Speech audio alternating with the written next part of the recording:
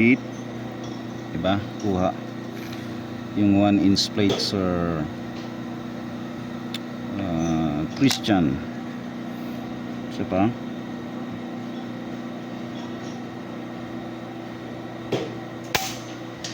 Heat ulit. So pangalawang beses medyo daplis to, pero kuha pa rin siya. So 1-inch. So 1-inch plate po yung tinatamaan natin, Sir Christian. 100 meters po yan. So dalawang beses nating napatamaan. Medyo mahangin downrange. Okay, punta tayo sa 1-inch yun. Sige, subukan ko ulit dito sa 2x2. Madali siguro na to. Okay, hit yung 2x2.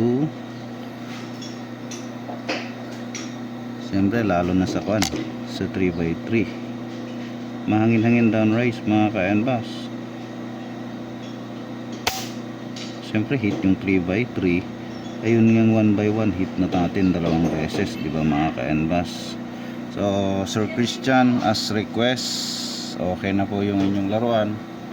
Papakita ko lang po, sir, pati yung kasama nating ginagamit nating pellet from Sir JSD, Sir Chowi.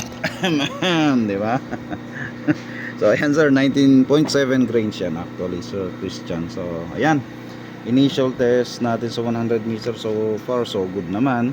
Sa 25 meters okay naman. Sa 50 okay na rin. Okay na rin kasi natatamaan natin yung maliit na ulo ng flathead na bolt na M6.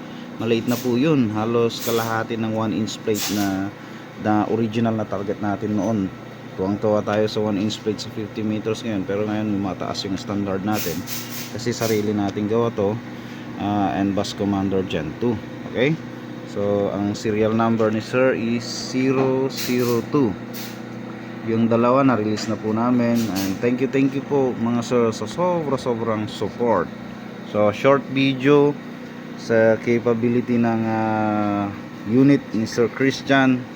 Sigurado mag-enjoy tayo. Pupuntahan ni Sir Christian to from Laguna. Imagine, mahaba-habang travel pupuntahan niyo po.